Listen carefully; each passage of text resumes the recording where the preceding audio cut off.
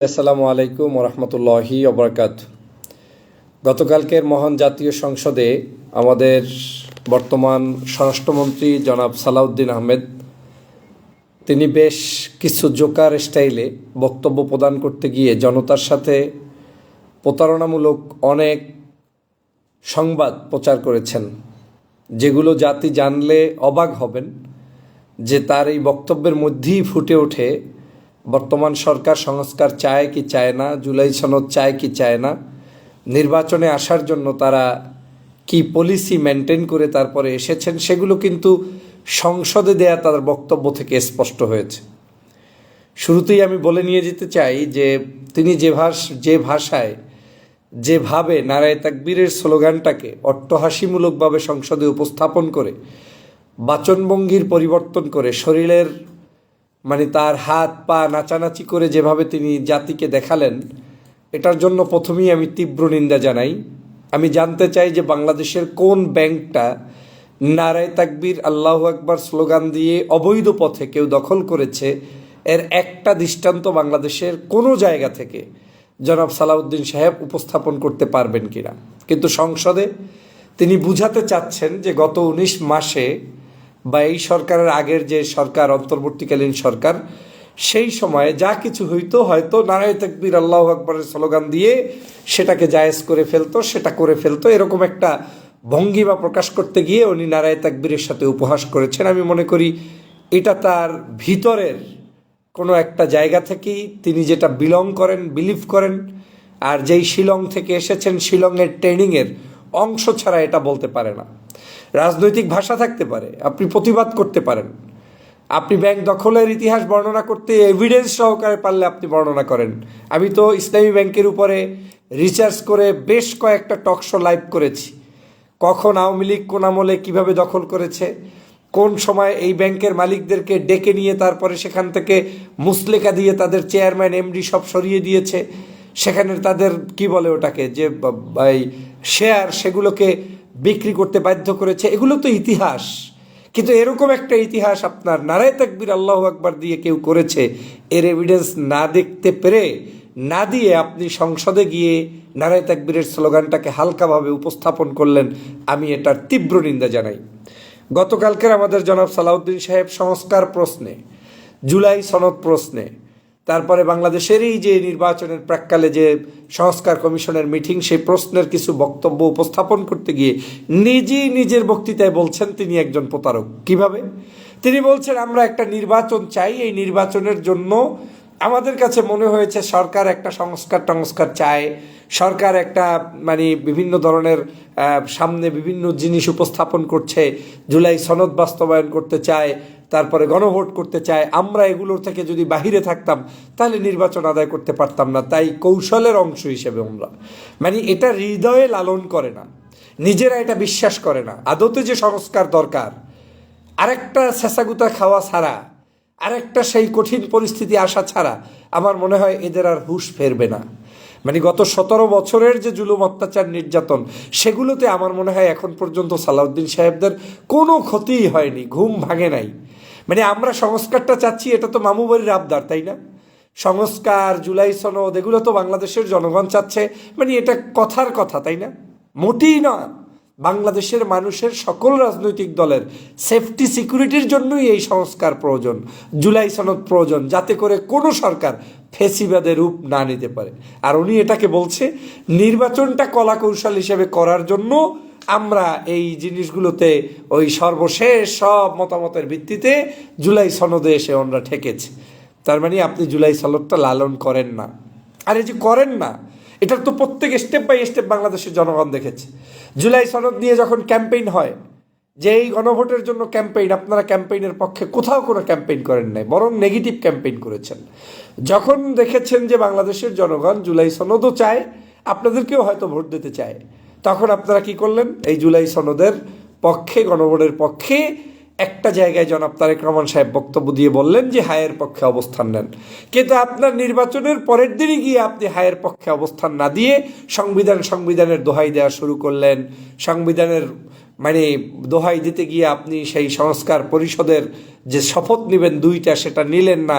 আপনি নির্বাচন বলছেন ইঞ্জিনিয়ারিং হয় নাই, তাহলে ইঞ্জিনিয়ারিং হয় নাই আপনার যেটা মানে সংসদে ঢুকতে লেগেছে ওই ভোটটাকে হালাল মনে করেন, আর যেটা আপনার কি বলে এই গণভোট সেটাকে আপনি হারাম মনে করেন। আপনি সেটার শপথ মানে সেটার গণভোট হওয়ার পরেও 70% প্রায় মানুষ ভোট দেওয়ার পরেও সেটাকে আপনি অবজ্ঞা করছেন।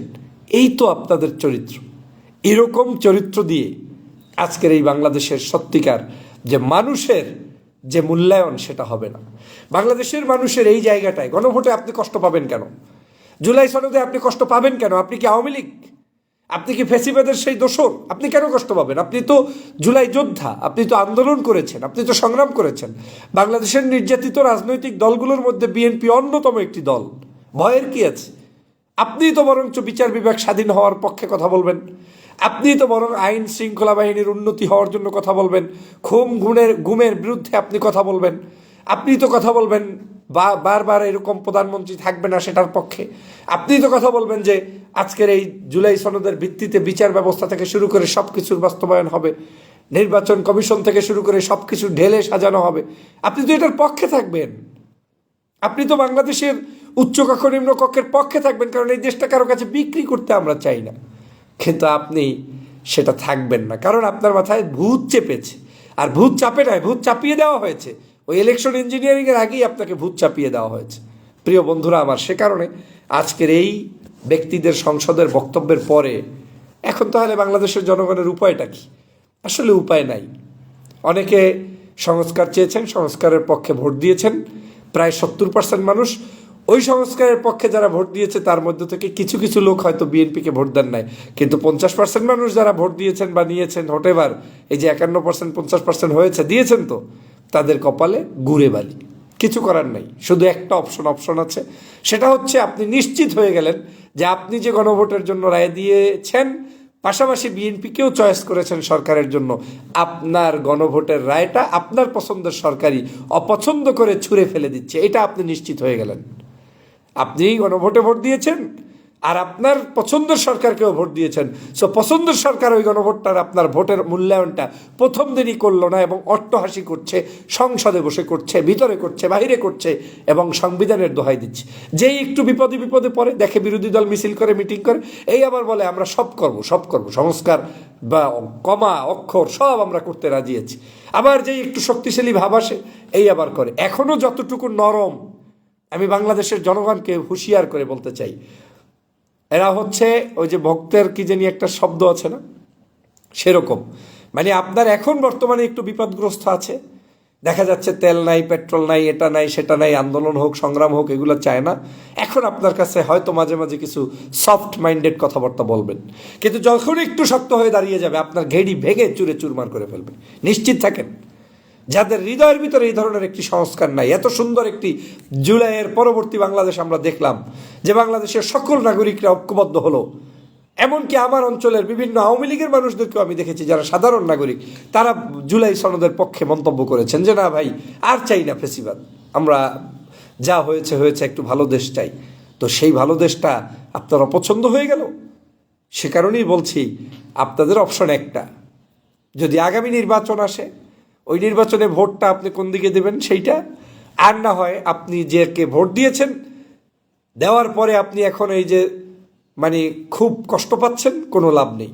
কারণ আমার কাছে মনে হচ্ছে এই সরকার জুলাই সনদকে অবজ্ঞা করলে, জুলাইয়ের এই গণভোটকে অবজ্ঞা করলে, সে সেখান থেকে কোনো কিছুই মানবে না। মন মাতলবি কিছু কাজ করবে, যেমন কিছু করবে না তা না, কিছু করবে, কিন্তু এটাকে আইডেন্টিফাই করার চেষ্টা করবে, এটাকে মানুষের কাছে কি বলে এস্টাবলিশ করার চেষ্টা করবে যে এই জিনিসটা শুধু আমাদের দলীয় সংস্কার, আমরা চেয়েছিলাম সেটাই করছি, তোমাদের জুলাই সনদটা এগুলো আমরা মানি না। তাদের ভিতরে একটা ইগো কাজ করছে। ইগোটা কি জানেন? বাচ্চা বাচ্চা ছেলেরা কিসের সংস্কার, ওরা আমাদের নাক টাং মানে কান টান টেনে আমাদেরকে সংস্কার কমিশনে বসিয়েছে, আমাদেরকে চেপে ধরে বিভিন্ন কথা বলতে বাধ্য করেছে। ওদের কথা এখন দেখা যাক কি করা যায়। ওরা সেই আত্মহামিকায় ভুগছে এই সালাউদ্দিন সাহেবরা। সে কারণে জুলাইয়ের সেই সময়ের জুলাই যোদ্ধাদেরকে মূল্যায়ন করতে পারছে না, তাদেরকে অবজ্ঞা করছে। প্রিয় ভাইরা, অতএব বাংলাদেশকে যদি এগিয়ে নিয়ে যেতে হয়, তাহলে আপনাদেরকে ঐক্যবদ্ধ থাকতে হবে। আমি বিএনপির এই মেজরিটি সরকার গঠন করেছেন তাদেরকে ধন্যবাদ জানাই। আপনারা সরকার গঠন করেছেন, খারাপ না, কিন্তু আহাম্মক যারা তারাই শুধুমাত্র এই সংস্কারের বিরুদ্ধে থাকবে, কারণ এটা আপনার গলার কাটা হয়ে দাঁড়াবে। আপনি নিশ্চিত থাকেন আপনার পতনের পরে আপনি হাহাকার করবেন, আহারে একটু সুযোগ যদি পেতাম, একটু যদি সংস্কার করতে পারতাম, একটু যদি আইন ঠিক রাখতে পারতাম, তাহলে আমার উপরেও তো ইনসাফ হতো। কারণ আপনি আপনার আইন অনুযায়ী যদি এগুলো এখন করে না যেতে পারেন, যখন আপনার উপরে বেআইনি কোনো চর্চা হবে তখন আপনি কান্দা ছাড়া কোনো গতি থাকবে না। এটা বিএনপির জন্য চরম মস্ত বড় ভুলের পথে যাবেন। মনে রাখবেন, বাংলাদেশ বারবার ফ্যাসিবাদের পথে যাবে না, যাইতে দিবে না, এই ইয়াং জেনারেশন যেতে দিবে না। এটাকে অনুভব করে আপনাকে পথ চলতে হবে, কিন্তু আপনি সেটা পাচ্ছেন না, সেটা আপনি করছেন না।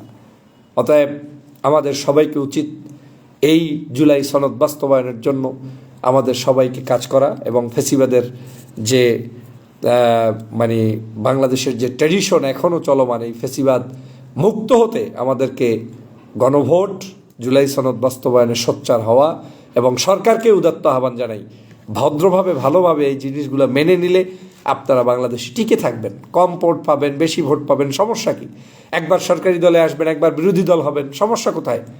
কিন্তু থাকেন, কিন্তু এমন না হোক যে 350-500 মামলা নিয়ে জেলের মধ্যে থাকবেন, তখন আবার বলবেন আহারে বিচার বিভাগ স্বাধীন না কেন। আরে বিচার বিভাগ স্বাধীন না কেন?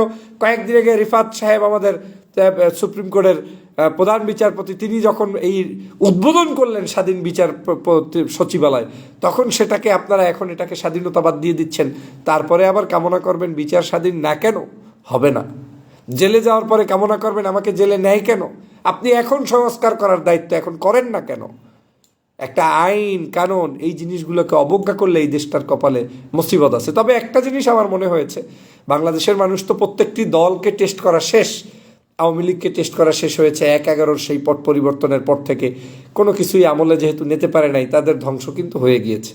ঠিক বিএনপিকে হয়তো জনগণ মনে করেছিল 17 বছরের নির্যাতনের, নিপীড়নের শিকার, টেস্ট করে দেখি, টেস্ট করা শেষ।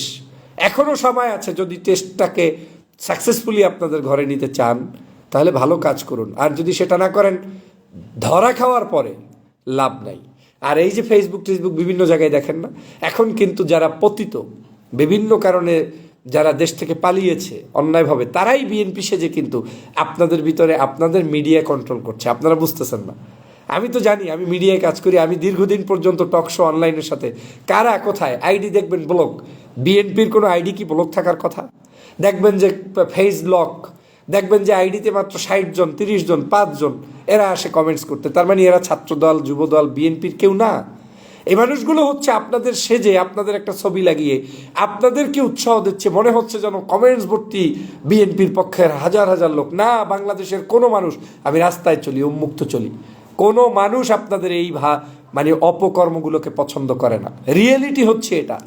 অতএব সেই রিয়েলিটি মেনে নিয়ে আপনারা সত্যিকার স্বাধীন একটি রাষ্ট্র প্রতিষ্ঠার জন্য এগিয়ে আসুন। আর ভেংচি চেংচি এগুলো বন্ধ করুন। সংসদ মমতাজদের জায়গা না, সংসদ কৌতুকের জায়গা না। সংসদে প্রত্যেকটা সেকেন্ড আমাদের টাকা পয়সা খরচ করে সংসদ চালাতে হয়। অতএব এই সালাউদ্দিন সাহেবদের ভেংচি শোনার জন্য আমরা সংসদে আপনাদের পাঠাইনি। আসুন বাংলাদেশকে সুন্দরভাবে গঠন করি। সবাইকে ধন্যবাদ। আল্লাহ হাফেজ।